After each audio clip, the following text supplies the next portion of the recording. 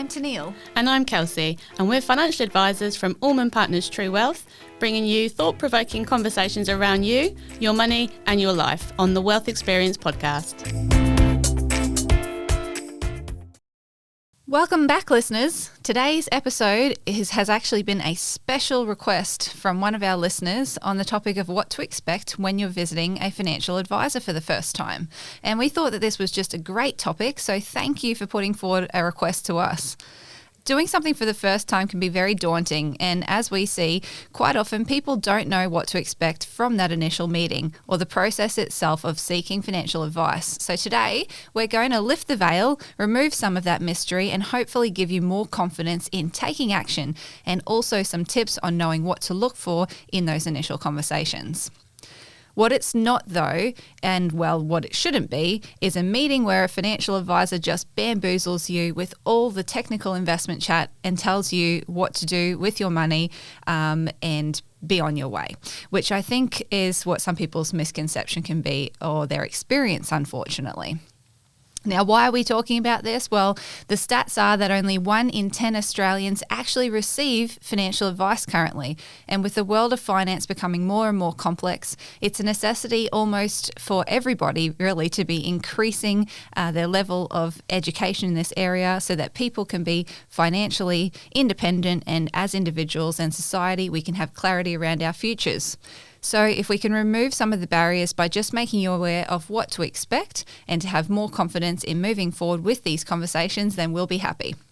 Now, every financial advice firm will do things slightly differently, but in general, there are a few steps to this approach, much like we do at our day jobs at Alman Partners. So, Kels, I am going to hand over to you to talk a little bit about what to expect from booking a first meeting. Yes, absolutely. So, of course, the first step's going to be where generally you reach out. You've got to that point where you're thinking that it's time to speak with an advisor, and you reach out to book your appointment. And the first thing I would say is before you book that appointment, you should be ready to holistically approach your entire life's planning, if you like.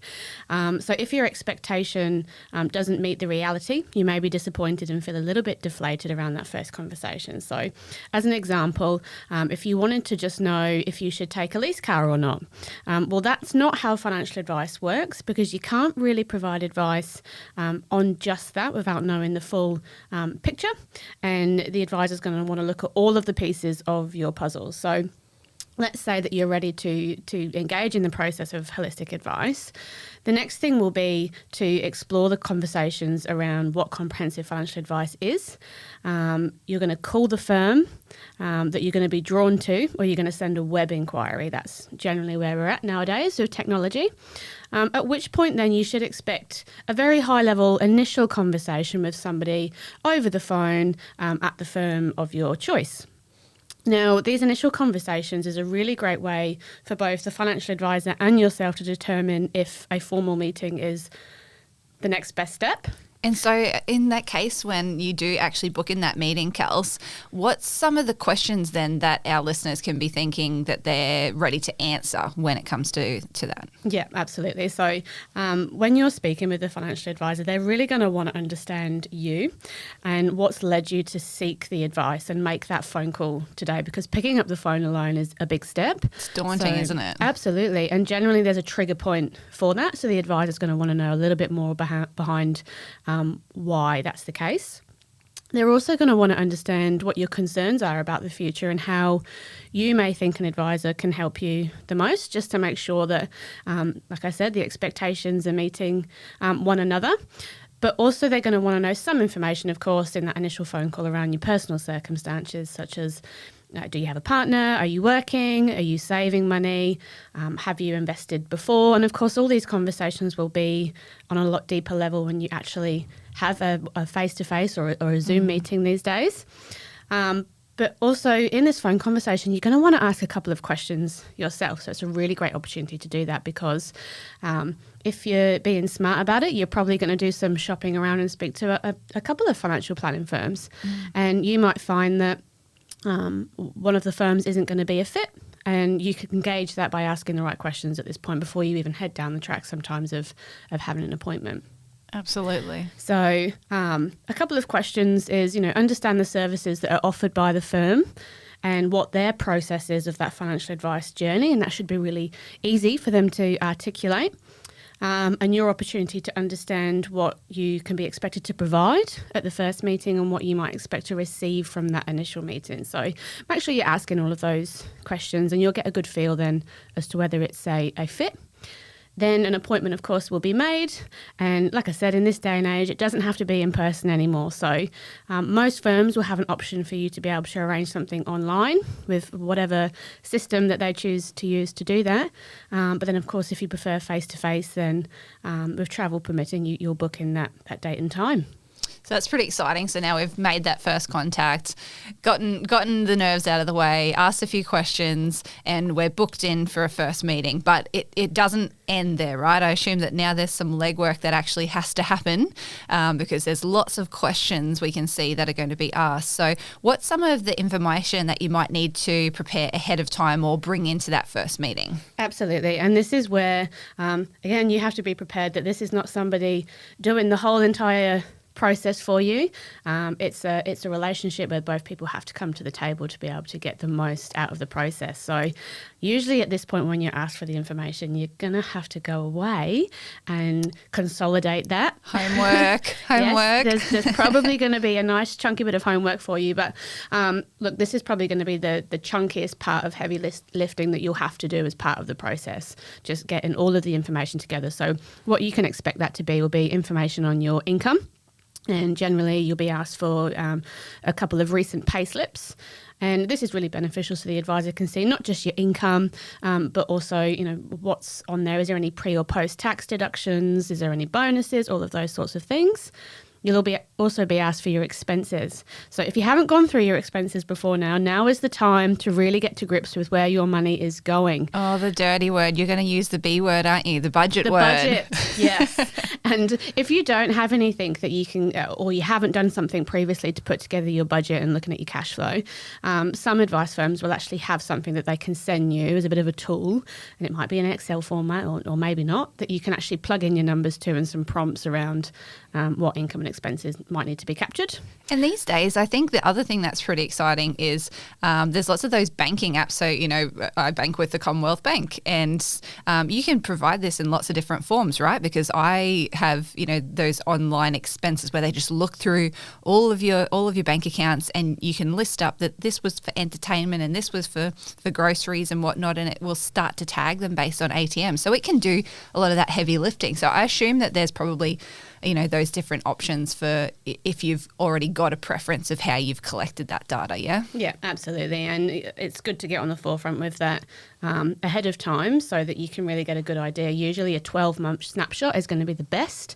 Sometimes that can be tricky if you hadn't had that length of time to prepare, which generally we haven't had that much time to prepare.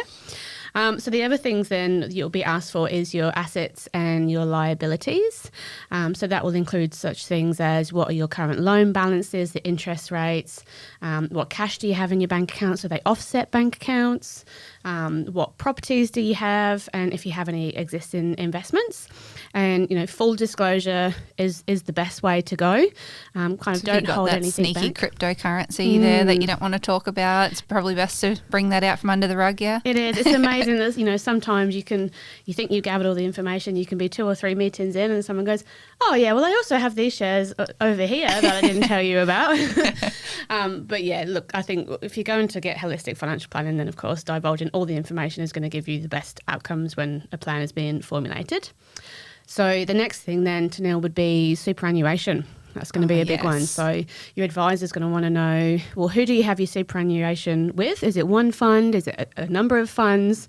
How much do you have in there and how are you invested? Sometimes people don't know how they're invested, and if you go in to your logins, you'll be able to see it there. So, Kels, what if you don't know how many funds you've got? Like, where's somewhere that you could get information on all the funds that you might have accumulated over your working life? Yeah, so you can jump onto MyGov,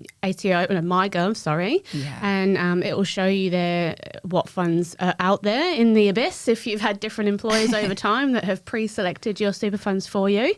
So that's where it will all be captured, and it will give you your total super balance that you have across all your funds and where they're located. So great, one place. Yeah, that login is certainly somewhere to go to see that if you need some assistance.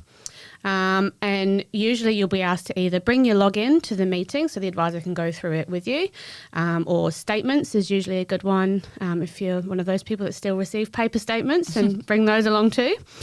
Outside of superannuation then, the other area that you'll be asked for is your insurances. So sometimes you might have insurance within your super, and that will be easily located then on your login. But if you've got insurances outside of that, then it will be, bringing in your policy statements and different bits and pieces, whatever information that you can gather to give the advisor as much information as possible.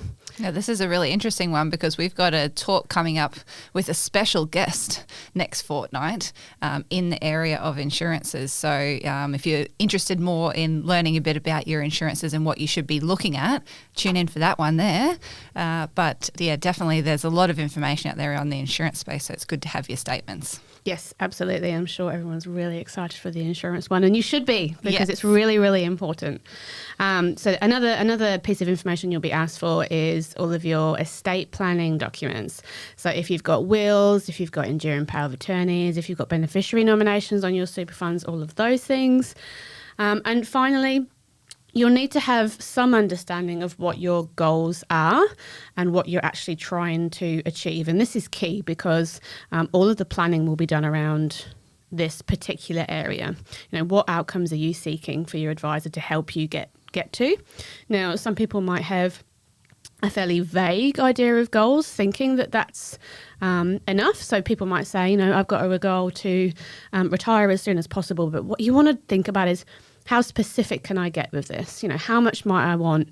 When do I want it by? All of those sorts of things. And it's also now the time to probably ponder, why are you seeking advice? Do you recognise that you need to actually outsource this process? As I said earlier, is there a change that's triggered this? And really, get yourself in that mindset of, I'm ready to holistically and full-heartedly go into the process. So there's lots of information that's been gathered then, Cal. So and you might have that from all different places then. You've got pay slips, you might have some online tax portal information, you might have some physical statements, you might have, tax returns and whatnot that you want to provide. Yep. That's probably, once you've got it all together, how do you make sure that you can give that across in the right manner? Yeah, absolutely. So again, this will depend on each individual firm, but also you as an individual, as well as to how you've consolidated and collected your information. So I know at Alman Partners, we've got a portal now that you'll be sent a link to, and you can effectively drag and drop all your documents and files. If you only had a physical copy, you could take a picture and put it on the portal and fill in your data. Another way, and just thinking of security, probably the one of the ways to avoid is email in terms of sending that information. So because it can be intercepted. Absolutely. It's just a lot easier to intercept than other more secure platforms. But in failing that, if you aren't quite computer savvy, then you can just bring your information in. Yeah. And it doesn't matter if you come to the appointment and, you've tried your best, you've run out of time, haven't been able to get everything. That's okay. If there's some gaps in the information, it doesn't really matter at that first point, that first meeting, too much. I was going to say, so just do your best. I was going to say there's a lot in there. You might be going, where's my will actually located? If I've got one, maybe I have to actually find that. So yeah, you're right. Bringing in 80% of the information is better than bringing in nothing, isn't it? So, and I guess in that first meeting, we know that it really can be a huge pivotal point in many people's lives. And I don't say that lightly, because it is all about going, well, I've got my situation, all these different places, and now I'm bringing it all together, and I'm going to be making this profound plan for my future and setting the foundations for my future. So now that we're talking about that first meeting, what can you expect from that first meeting? Yeah, so hopefully you've been paired with an advisor that's going to be the best fit for you.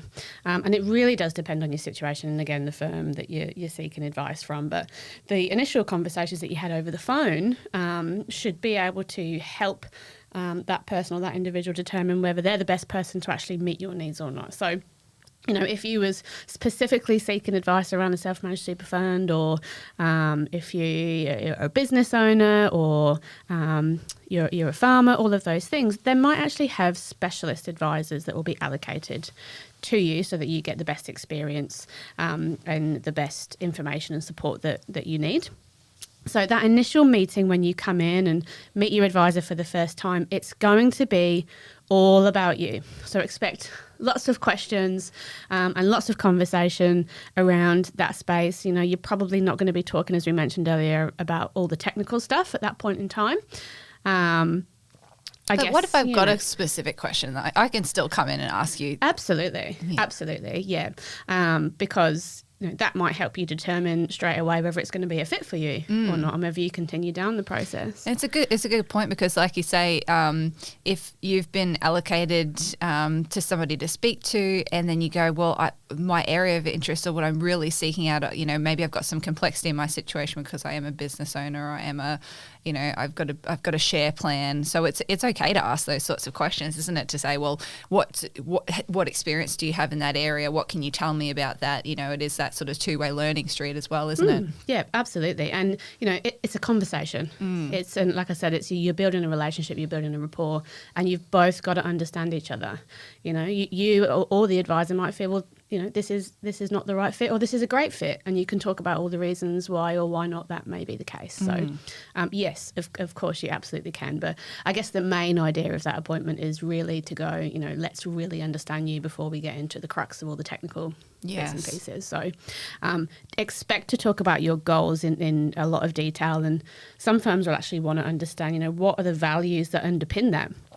Because, if the goals and the values don't align, then if you get to the point where you've achieved them, it may not actually feel that it's been a successful journey. So they will really want to get to know you.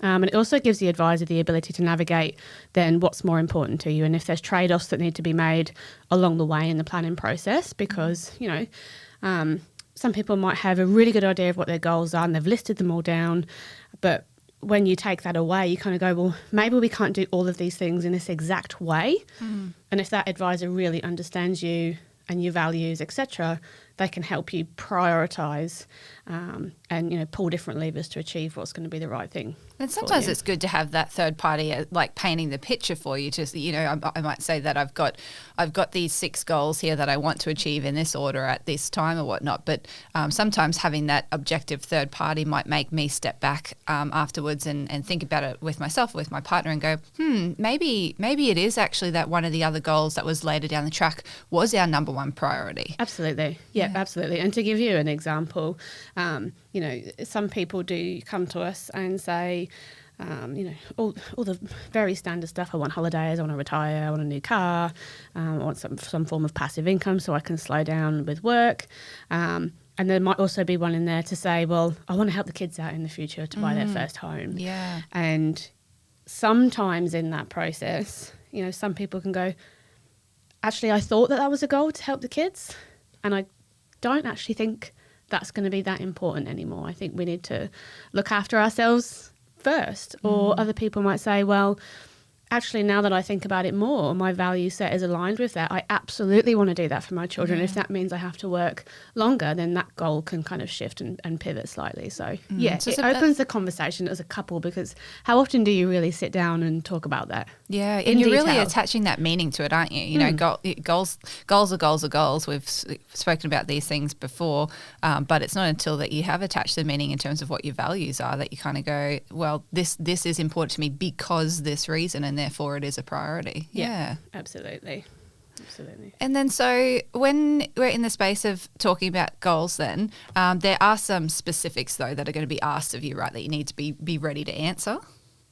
Yes, of course. Yeah, absolutely. And you don't have to have all the answers, but it's like I said, it's a good process to walk through. So what sort of questions might you be asked then in that space? You'll probably be asked, when do you want to be financially independent? And, no, I said that that's not retirement. It's financial independence is your choice line of when you'd like to have the freedom. But be really that's specific. Usually people's biggest, we've got lots of goals, but that's usually the biggest, hairy, audacious goal, isn't it? Yes. Is I want to be able to not have to work every day. It sure is. And you will have short and long-term goals. So, your advisor will want to know, do you have anything coming up in the next 1, 2, 3, 4, 5 years that needs to be funded from, cash flow perhaps? And we need to think about that. But yeah, we definitely need some specifics around the long-term stuff still. So it's good to be able to give a date, even if it's just a year or a rough idea, such as your birthday and age, etc. Then you're going to want to know how long do you want to plan for retirement. So unless you've got a reason to think otherwise, you'll probably want to plan for that longevity.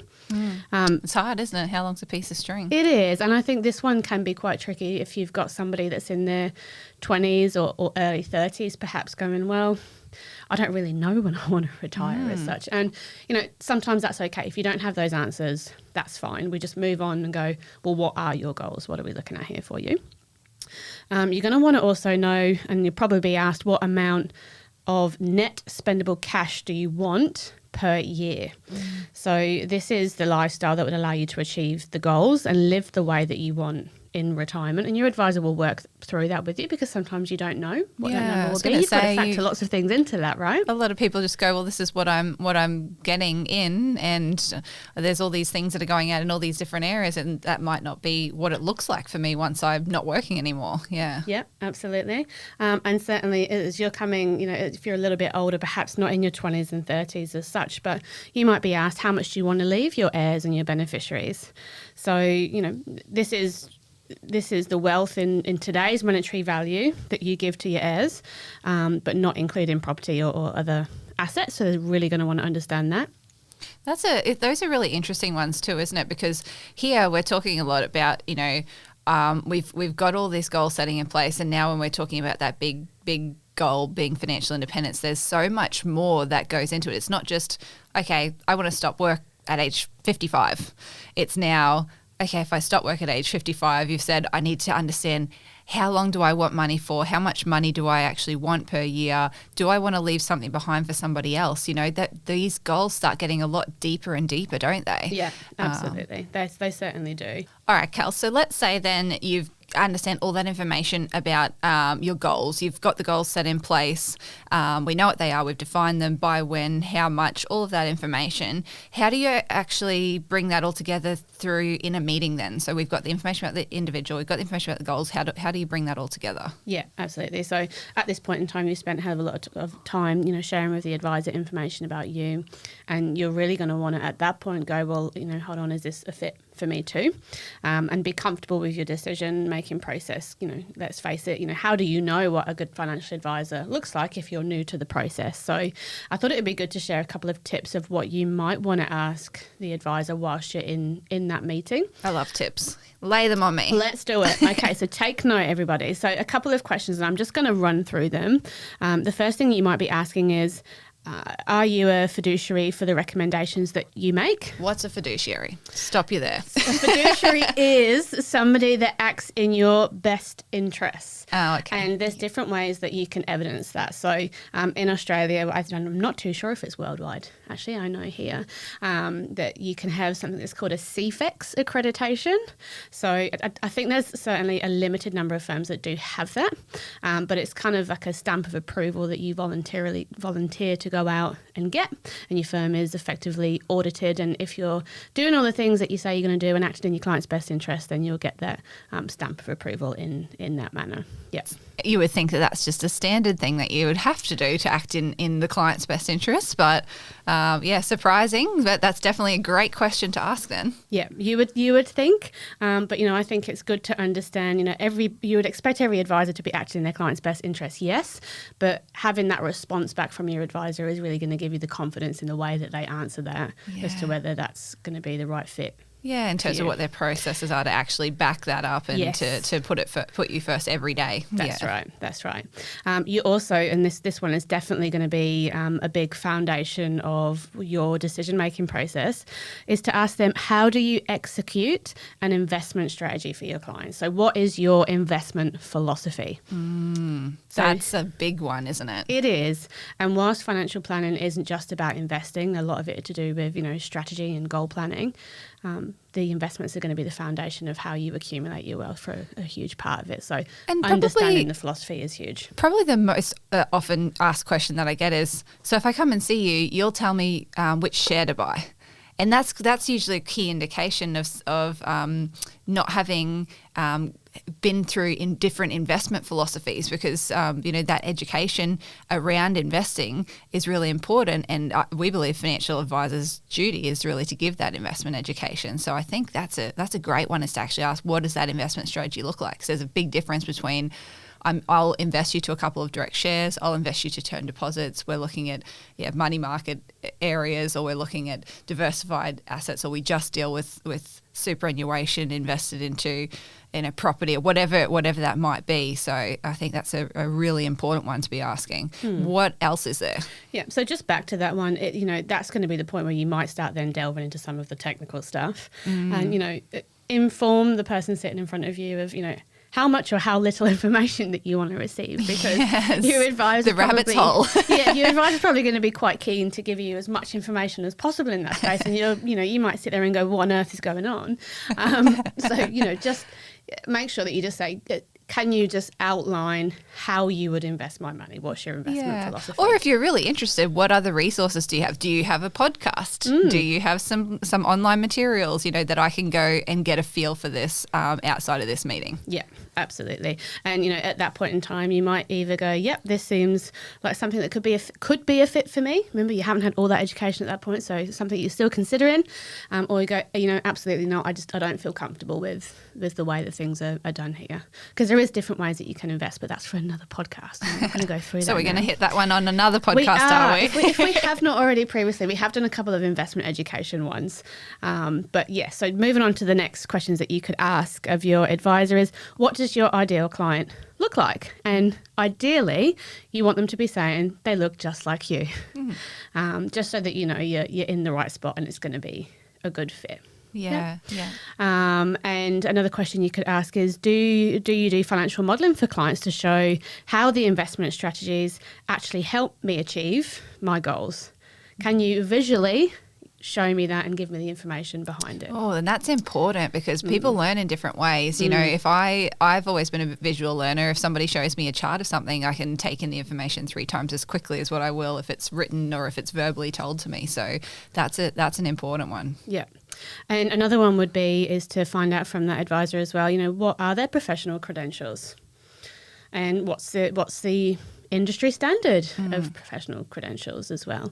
And there's standardized documents that you'll get that actually disclose that information in it too. So that's going to be in the financial services guide. That's correct. And your financial services guide, at this point in time, will be provided to you at that meeting, if not beforehand. So that's probably a good indication if you're speaking with a financial advisor as well, that financial services guide. If you're not getting one, you have to be, because it's a legal document. That's exactly right. That's exactly right. As soon as practical is like the way that it's put into the Corps Act, I think. Yeah. And it might be that can come a couple of days after the appointment, but as long as you do receive that before you see your advisor, or again, and you have further conversations, absolutely. And you can get a lot of information in that guide around the firm, its credentials, whether they're a fiduciary, what fees they might charge you, the complaints process, all of that information.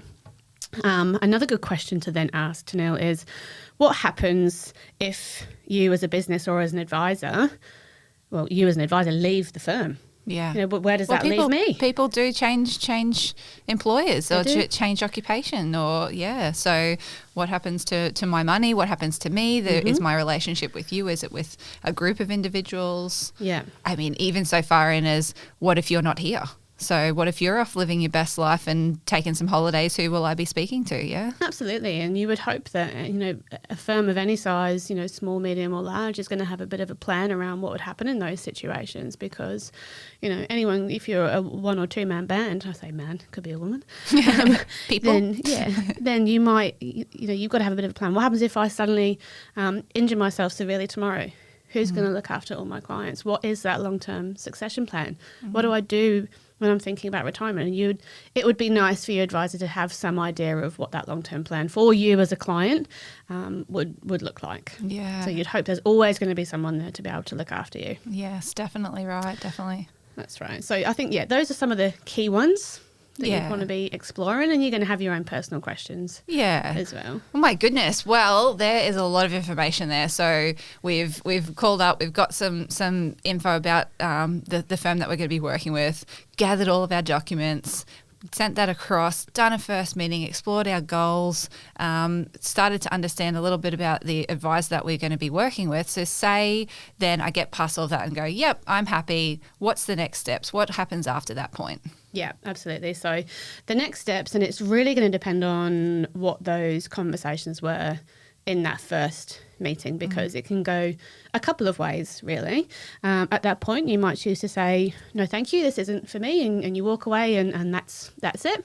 And you might be charged a fee for that meeting, the time that you did spend with the advisor, whether you received advice or not, or whether you proceed into another meeting or not. So actually that's probably a good tip for when you're having that initial conversation before you go to the meeting, to understand, will there be a fee for your time for this meeting? Yeah, how that's billed at what points. Yeah, that's right.